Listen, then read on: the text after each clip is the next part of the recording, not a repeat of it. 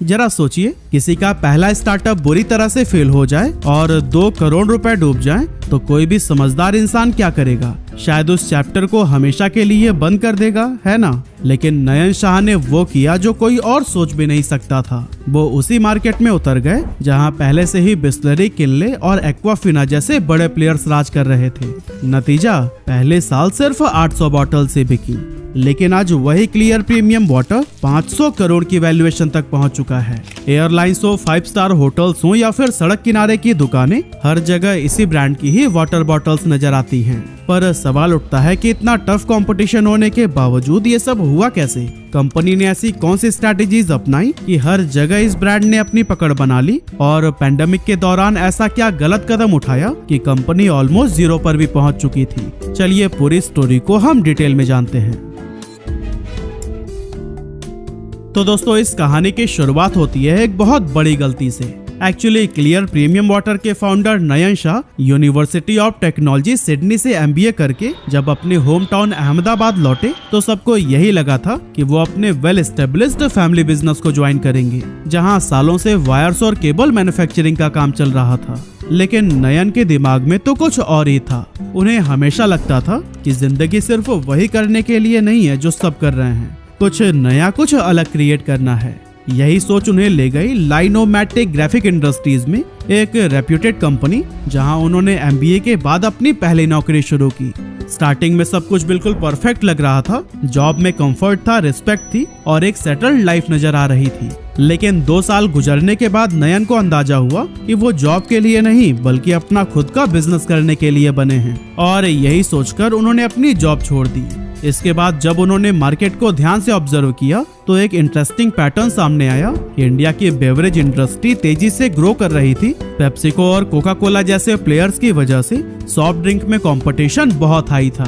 लेकिन एक जगह अभी भी खाली थी, एनर्जी ड्रिंक्स का मार्केट। उस टाइम एनर्जी ड्रिंक्स बाहर के देशों में तो खूब बिकती थी, लेकिन ये कल्चर इंडिया में उतना पॉपुलर नहीं हुआ था और इसीलिए कंपटीशन भी काफी कम था। ऐसे में नयन को लगा कि ये उनके लिए एक गोल्डन अपॉर्चुनिटी है, क्योंकि अभी अगर वो इस सेगमेंट में एंटर कर गए तो फ्यूचर में बड़ी ग्रोथ हासिल हो सकती है। यही सोचकर उन्होंने 2005 में अपने एक्स बॉस के साथ मिलकर करीब 2 करोड़ रुपए लगाए और एनर्जी बेवरेजेस प्राइवेट लिमिटेड नाम से एक कंपनी बनाई। इसके बाद उन्होंने लॉन्च की अपनी पहली एनर्जी ड्रिंक, जिसका नाम रखा गया करंट। और हाँ, इंटरेस्टिंग बात यह थी कि एनर्जी ड्रिंक सेगमेंट में कदम रखने वाली ये इंडिया की पहली कंपनी बन गई। इस प्रोडक्ट की स्ट्रैटेजी नयन ने बहुत सोच समझकर बनाई थी, जैसे कि फॉर्मुलेशन जर्मनी से कराया गया ताकि क्वालिटी इंटरनेशनल लेवल की हो और मैन्युफैक्चरिंग मलेशिया में हुई थी। नयन चाहते थे कि उनका प्रोडक्ट एकदम प्रीमियम फील दे।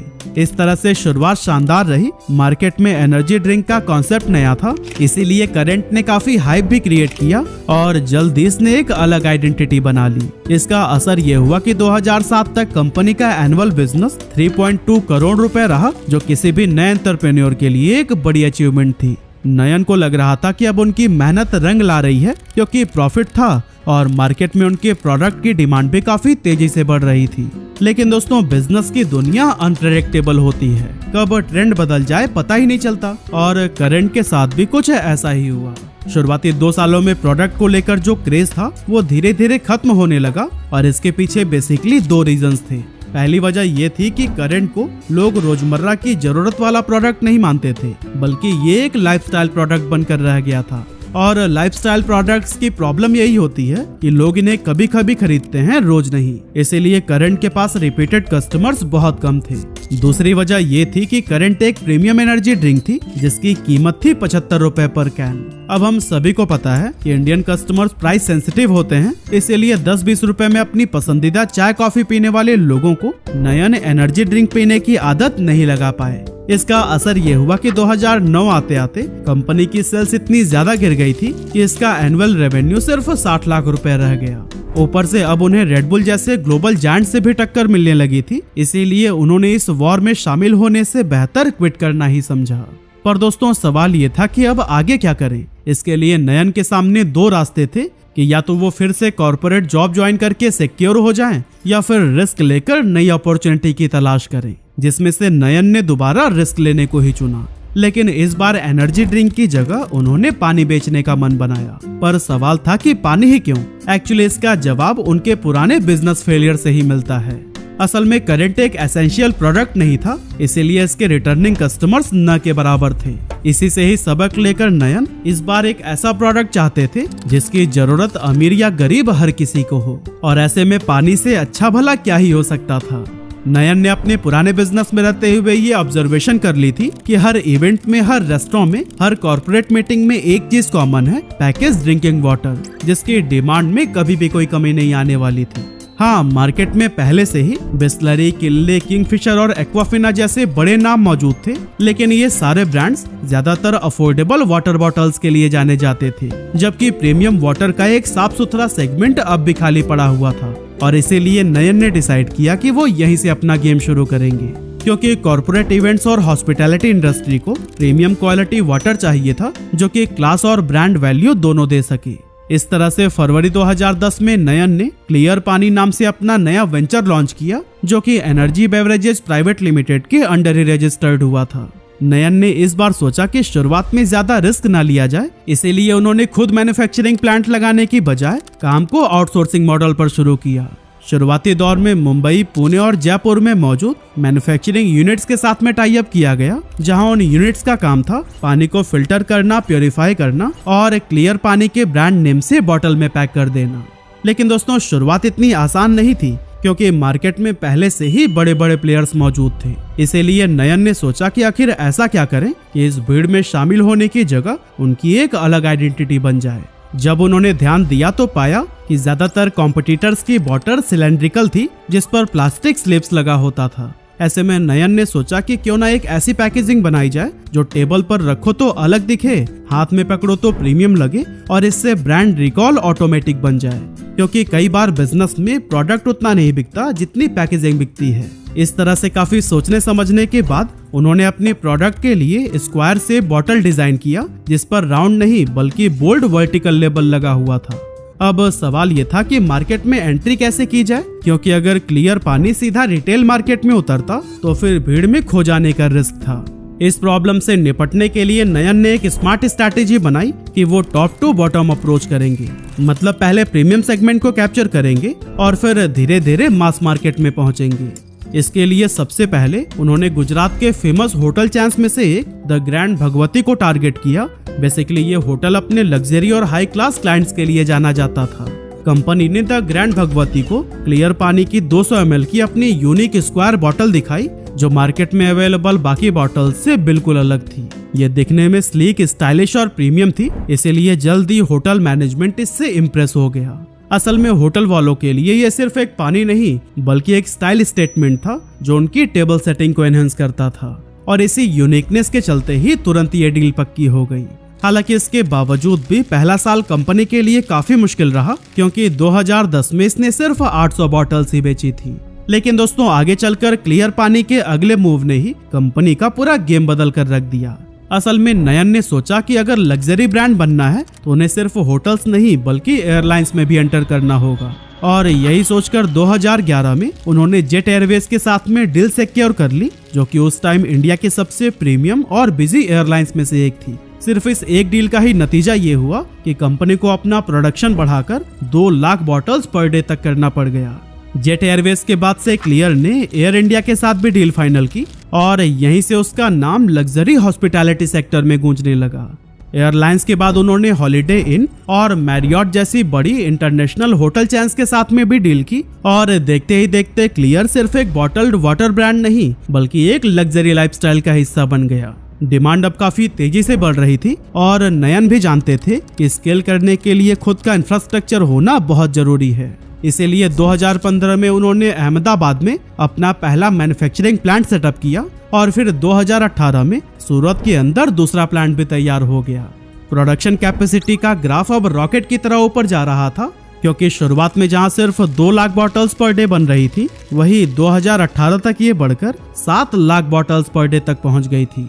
ये ग्रोथ सिर्फ नंबर्स नहीं थी, ये प्रूफ था कि मार्केट ने क्लियर पानी को पूरी तरह से एक्सेप्ट कर लिया है। क्योंकि फाइनेंशियल ईयर 2019 में कंपनी ने 50 करोड़ रुपए का टर्नओवर हासिल किया था, जो अगले ही साल यानी फाइनेंशियल ईयर 2020 में बढ़कर 61 करोड़ रुपए तक पहुंच गया। अब दोस्तों अभी तक तो सब कुछ बहुत अच्छा चल रहा था, एक्सपेंशन हो रहा था, ग्रोथ के ग्राफ्स भी ऊपर जा रहे थे और ऐसा लग रहा था कि अब इस कंपनी को कोई नहीं रोक सकता। लेकिन फिर आया वो दौर जिसने न सिर्फ क्लियर पानी को बल्कि पूरी दुनिया को हिला दिया। जी हाँ, हम बात कर रहे हैं कोविड-19 पैंडेमिक की। इस ग्लोबल क्राइसिस ने क्लियर के बिजनेस मॉडल को पूरी तरह से बदल कर रख दिया। क्लियर पानी का लगभग 90% रेवेन्यू होरेका सेगमेंट से आता था, यानी होटल्स, रेस्टोरेंट और कैटरिंग से। लेकिन जैसे ही लॉकडाउन लगा, होटल्स बंद हो गए, रेस्टोरेंट के शटर्स पर ताले लग गए और कैटरिंग सर्विस भी पूरी तरह से ठप हो गई। नतीजा, क्लियर पानी का बिजनेस लिटरली जीरो पर आ गया था और फाइनेंशियल ईयर 2021 आते आते कंपनी की हालत इतनी ज्यादा खराब हो गई थी कि इसका टर्नओवर गिरकर सिर्फ 43 करोड़ रुपए आ चुका था। साथ ही पहली बार कंपनी को 3.5 करोड़ रुपए का लॉस भी झेलना पड़ा। और दोस्तों ये सिर्फ एक फाइनेंशियल लॉस नहीं था, बल्कि नयन के लिए एक बहुत बड़ा मेंटल प्रेशर भी था। हाल ये हो गया था कि कई महीनों तक वो बिल्कुल शॉक में थे, समझ ही नहीं आ रहा था कि आगे किया क्या जाए। लेकिन इसके बावजूद नयन ने खुद को संभाला और इंडस्ट्री के लोगों से बातचीत करनी शुरू की। खास करके उन्होंने कॉम्पिटिटर्स के एग्जीक्यूटिव्स के साथ में मीटिंग की ताकि ये पता चल सके कि दूसरे ब्रांड्स का क्या हाल है। और फिर दोस्तों इसी दौरान एक रियलिटी निकल कर सामने आई जो कि नयन के लिए काफी शॉकिंग थी। असल में वो सिर्फ नयन ही थे जिनका ब्रांड ऑलमोस्ट पूरी तरह से बंद हो गया था, जबकि उनके बाकी कॉम्पिटिटर्स के बिजनेस पर सिर्फ 20 to 25% तक का इम्पैक्ट पड़ा।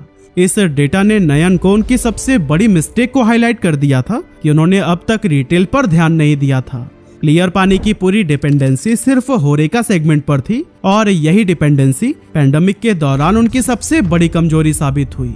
अब यहाँ से नयन के माइंड में एक नया प्लान तैयार होने लगा कि आखिर रिटेल में एंट्री कैसे लें, क्योंकि हर स्टेट में नया प्लांट लगाना न सिर्फ महंगा बल्कि टाइम कंज्यूमिंग भी था। इस प्रॉब्लम से निपटने के लिए उन्होंने एक स्मार्ट रास्ता खोज निकाला जिसका नाम था को-पैकेजिंग, यानी कि वो लोकल मैन्युफैक्चरर्स के साथ में टाई अप करके उनके प्लांट्स में क्लियर की बॉटलिंग करवाने लगे। इससे कंपनी को दो बड़े फायदे हुए। पहला ये कि ट्रांसपोर्टेशन कॉस्ट काफी कम हो गया और दूसरा हर रीजन में फ्रेश वाटर की सप्लाई होने लगी।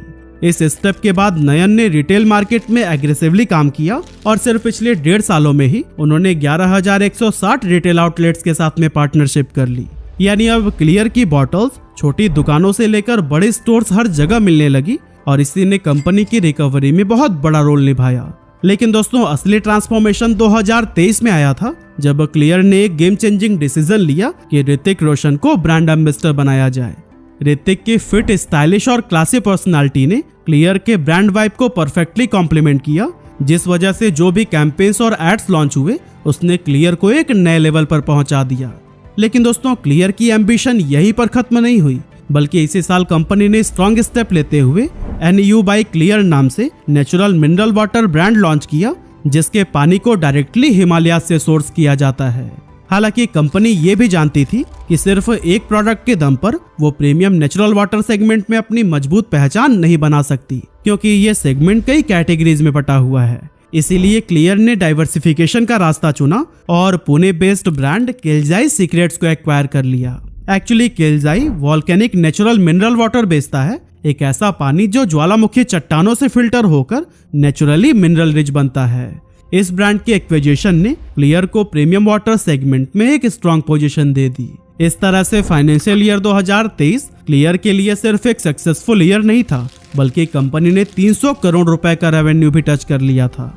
और इसी सफलता को ही देखते हुए मार्च 2024 में इंडिया की leading investment banking firm JM financial ने क्लियर में 45 करोड़ रुपए का स्ट्रेटेजिक इन्वेस्टमेंट किया।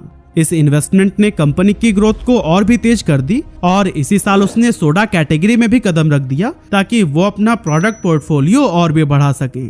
और दोस्तों क्लियर प्रीमियम वाटर ने सिर्फ बिजनेस ग्रोथ पर नहीं बल्कि प्लांट्स की केयर पर भी ध्यान दिया, क्योंकि बॉटल्ड वाटर इंडस्ट्री का सबसे बड़ा आरोप है प्लास्टिक पोल्यूशन। इसीलिए क्लियर ने स्मार्ट पैकेजिंग लाई, जैसे स्क्वायर बॉटल जिनमें 35 से 40% तक कम प्लास्टिक लगता है। साथ ही इसने लाइट वेट बॉटल्स और रिसाइकलिंग इनिशिएटिव भी शुरू किए, जिससे क्लियर को पहचान मिली एक रिस्पॉन्सिबल और फ्यूचर रेडी ब्रांड की। लेकिन अब अगर बात करें एक्सपेंशन की, तो आज क्लियर के पास 45 मैन्युफैक्चरिंग यूनिट्स हैं और ये रुकने वालों में से नहीं है, बल्कि इस साल के एंड तक इसे बढ़ाकर 55 यूनिट्स करने का प्लान है। इसका सीधा असर प्रोडक्शन पर भी दिखेगा, क्योंकि अभी जहां daily production capacity 50 lakh bottles की है, वहीं एक्सपेंशन के बाद ये बढ़कर 75 लाख बॉटल्स की हो जाएगी। इस तरह से दोस्तों क्लियर प्रीमियम वाटर की कहानी हमें सिखाती है कि सक्सेस हमेशा किसी हाईटेक इन्वेंशन से ही नहीं आती। कभी कभी सबसे सिंपल चीज जैसे पानी भी करोड़ों का बिजनेस एम्पायर खड़ा कर सकती है, अगर आप सही स्ट्रैटेजी, सही ब्रांडिंग और सही विजन लेकर चलते हो तो।